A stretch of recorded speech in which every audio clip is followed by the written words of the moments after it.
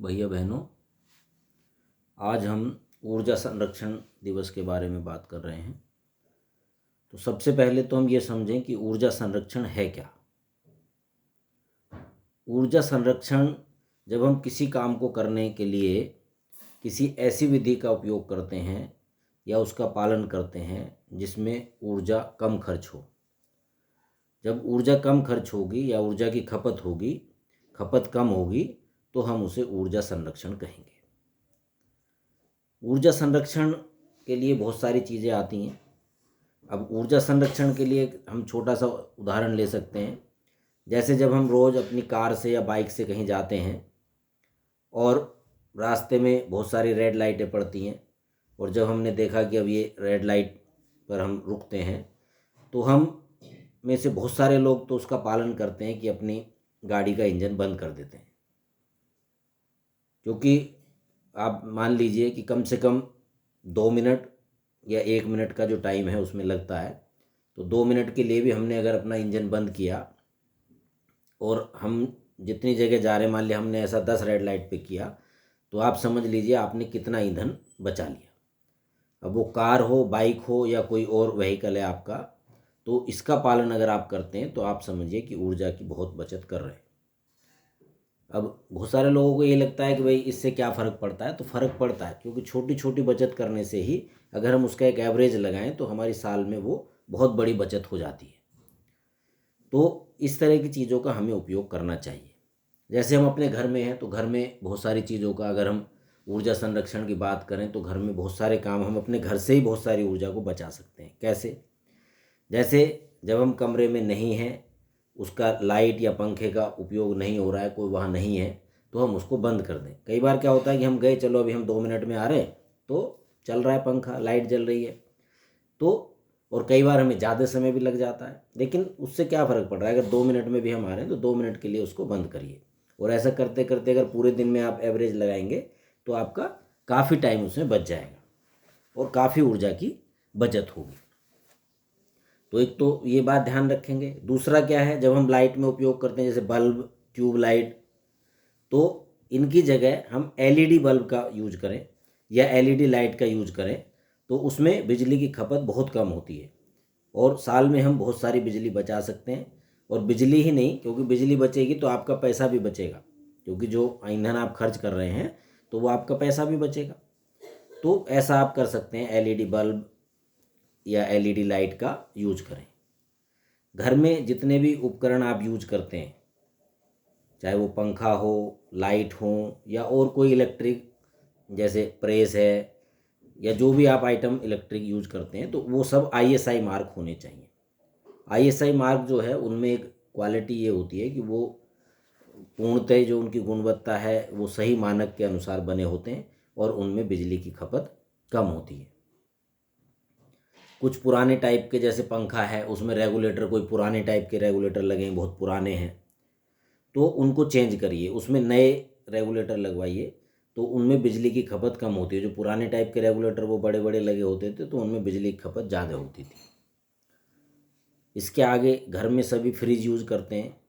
अब फ्रिज में क्या है कि उसको एक तो बार बार खोलना बंद करना, उससे भी ऊर्जा की खपत ज़्यादा होती है। तो एक तो उसको अवॉइड करिए। कोई चीज़ हमें निकालनी है, उसमें रखनी है, तो एक बार खोल के उसको रख दीजिए, निकाल लीजिए। ऐसा नहीं है कि बार बार उसको खोल रहे हैं, बार बार बंद कर रहे हैं, तो उससे भी ऊर्जा की खपत ज़्यादा होती है। दूसरा, जो उसके पीछे कोयल लगी होती है तो उसको भी हमें साफ़ करते रहना चाहिए, क्योंकि कई बार उसके पीछे काफ़ी धूल जम जाती है, और धूल जम जाती है तो उससे क्या होता है कि मोटर को ज़्यादा एनर्जी लगती है। तो उसको अगर हम साफ़ करते रहेंगे तो उससे भी हमारे पास ऊर्जा की बचत होगी। इसके बाद घर में जैसे बहुत सारी चीज़ें हैं, चलिए ये तो ये हुआ। अब जैसे गैस की बचत की है, तो गैस में क्या है, उसमें 2-3 चीज़ों का आप ध्यान रखिए। जब घर में खाना बनाते हैं तो एक तो खाना बनाते के लिए जो चूल्हा आप इस्तेमाल करते हैं वो भी आईएसआई मार्क होना चाहिए, अच्छी क्वालिटी का चूल्हा होना चाहिए। तो उससे क्या है कि गैस जो है वो निश्चित मात्रा में उपयोग होती है। दूसरा, खाना बनाते समय कुकर का यूज करिए, या जिस बर्तन में हम कर रहे हैं तो उसको ढक के रखिए, तो उसमें ऊर्जा की बचत होती है।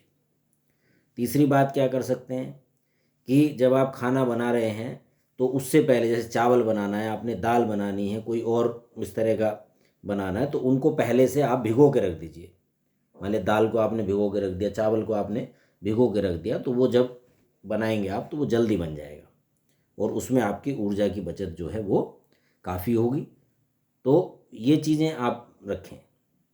जैसे घर में हम टीवी और म्यूजिक सिस्टम इस तरह की बहुत सारी चीज़ों का हम यूज करते हैं, तो उनमें भी क्या करें कि उनको ज़्यादातर स्टैंड बाय मोड पे रखें। स्टैंड बाय मोड पे रखने से क्या होगा कि उसमें वो निश्चित मात्रा में ही ऊर्जा की खपत होगी, उसमें बहुत ज़्यादा ऊर्जा की खपत नहीं होगी। घर में जैसे हम गीजर का उपयोग करते हैं, गीजर हमारे यहाँ सबसे ज़्यादा जो बिजली खर्च होती है वो उसी में होती है। तो एक तो ये ध्यान रखें कि जब आवश्यकता नहीं है तो उसको बंद कर दें।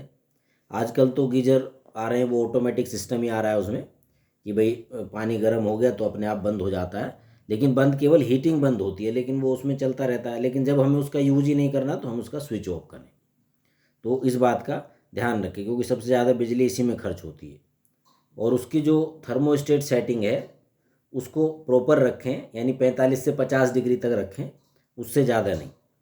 तो अगर आप इतने पे 45 से 50 डिग्री के बीच में उसको सेटिंग रखते हैं तो आपकी बिजली की खपत जो है वो कम होगी। तो इस बात का ध्यान हम रखेंगे क्योंकि ये छोटी छोटी चीज़ें हैं, इनसे हम बचत करके बहुत सारी चीज़ों को हम उसमें उपयोग में ला सकते हैं और विद्युत को बचा सकते हैं। एक सबसे जो महत्वपूर्ण बात होती है, जैसे हमारे घर में पानी की टंकी लगी है ऊपर, अब मोटर हमने चला दिया और पानी बह रहा है क्योंकि हम देख ही नहीं रहे उसको, तो उसके लिए सबसे ज़्यादा ज़रूरी क्या है कि उसमें हम अलार्म लगवा लें। जैसे ही टंकी भर जाएगी तो अलार्म बज जाएगा, तो हमें वो ध्यान में आ जाएगा, तो हम मोटर बंद कर देंगे। नहीं तो ज़्यादातर मैंने यही देखा है कि अब हमने मोटर चला दी, चला के हम किसी काम में लग गए, भूल गए, और फिर वो मोटर चल रही है, पानी बह रहा है, तो हम ध्यान ही नहीं दे रहे। लेकिन जब अलार्म लगा होगा तो हम तुरंत जो है अलर्ट हो जाएंगे और उसको बंद कर देंगे। तो ये हमारे लिए है। और बहुत सारी चीज़ें हैं, कृषि में भी हम ऐसा कर सकते हैं और बहुत सारी जगह हम ऐसा कर सकते हैं, अपने कामों में भी जहाँ हमें लगता है। तो उन सब चीज़ों को ध्यान में रखते हुए ऊर्जा का संरक्षण करना बहुत ज़रूरी है। ऊर्जा संरक्षण से एक तो देश की ऊर्जा अगर हम बचाएंगे तो उसका हमें ज़्यादा उपयोग हो सकते हैं, और दूसरा हमारे जो खर्चे हैं वो भी कम होंगे, क्योंकि जितनी हम बचत कर लेंगे, ऊर्जा की बचत करेंगे तो हमारे पैसे की भी बचत होगी और उपकरण भी हमारे ज़्यादा समय तक काम करेंगे। वरना वो चले जा रहे हैं, हम उनका कोई केयर नहीं कर रहे, साफ़ सफाई नहीं कर रहे, तो वो फिर जल्दी ख़राब भी हो जाते हैं।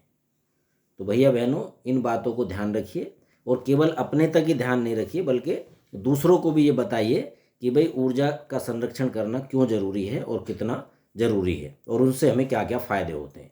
तो अगर हम ये ऐसा करेंगे तो हम अपने देश को, अपने आप को काफ़ी उन्नति की तरफ ले जाएंगे। धन्यवाद।